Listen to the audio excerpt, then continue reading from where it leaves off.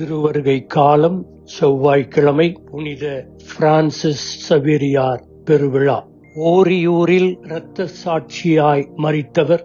அதனால்தான் அந்த மண் சிவந்த மண்ணாக இருக்கிறது என்று நம்பப்படுகிறது. திருப்பயணிகள் அனைவரும் தங்களுடைய பைகளில் அல்லது புடவைகளில் சுற்றி வைத்துக் கொண்டு வீட்டிற்கு சென்று அதனை திருப்பண்டமாக நோயுற்றவர்களுக்கு கொடுப்பார்கள். உடல் சுகம் அடைகிறது. வீடு கட்டுவதற்கும் அதனை பயன்படுத்துவார்கள். கடவுளுடைய பராமரிப்பு அவர்களோடு இருப்பதற்கு இதனை அவர்கள் செய்கிறார்கள். இந்த ஆண்டு யூபிலி ஆண்டு. அதனால் கோவாவில் புனித பிரான்சிஸ் சவேரியாருடைய அழியா உடல் திருப்பயணிகளின் பார்வைக்காக எடுத்து வைக்கப்பட்டிருக்கிறது. திரு அவை 2 புனிதர்களை மறைமறைப்பு பாதுகாவலர்களாக அறிவித்திருக்கிறது. 1 புனித அபிலா திரேசம்மாள் எந்த இடத்திற்கும் பயணிக்காமல் 4 சுவற்றிலேயே அமர்ந்து பல ஆன்மாக்களை இறைவனிடத்தில் கொண்டு வந்தவர். 2 புனித பிரான்சிஸ்கு சவேரியார்.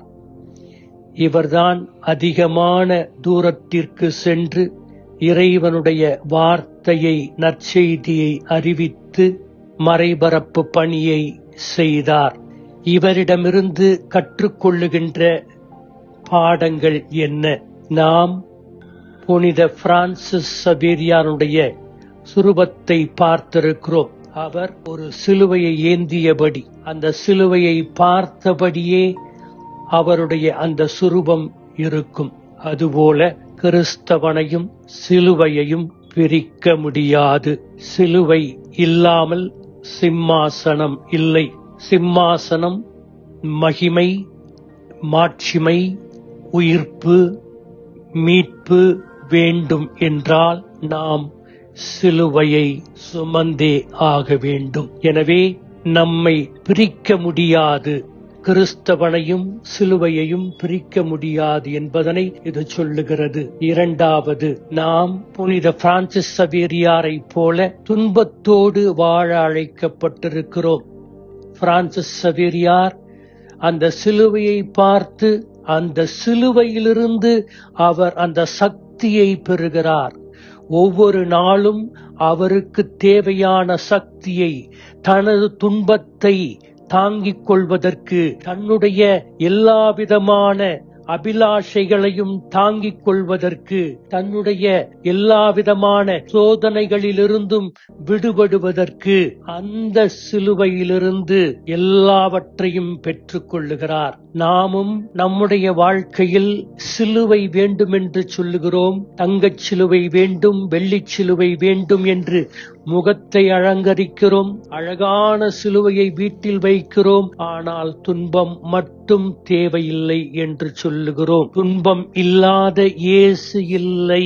இயேசுவை துன்பமில்லாமல் பார்க்க வேண்டும் என்றால் நீங்கள் இயேசுவை மறுதலிக்கிறீர்கள் என்று அர்த்தம். இந்த உலகத்திற்கு வாழ வந்ததே எப்படி ஒரு மனிதன் தன்னுடைய அன்றாட சிலுவைகளை சுமந்து கடவுளுடைய விருப்பத்தை ஒவ்வொரு நாளும் செய்ய முடியும் என்பதை எடுத்து காட்டவே இயேசு வந்தார். சிலுவையினுடைய மகத்துவத்தை சொல்ல வேண்டுமென்றால் பிரான்சிஸ் சவேரியார் மலாக்காவிற்கு 1576 அவர் ஷிப்பிலே பயணம் செய்து கொண்டிருந்த போது அந்த ஷிப் அங்கே பெரும் புயல் காற்று ஏற்பட்டது. உடனே பிரான்சிஸ் சவேரியார் தன்னுடைய கையில் இருந்த சிலுவையை எடுத்து கடலில் எறிந்தார். அங்கே அந்த சூறாவளி காற்று எல்லாம் நின்றது. பிறகு அவர் மலாக்காவை அடைந்தார். அப்பொழுது அற்புதமாக ஒரு நண்டு வந்து அவருடைய சிலுவையை கொடுத்தது. அதனால் தான் அந்த பக்கம் இருக்கின்ற நண்டுகளுக்கு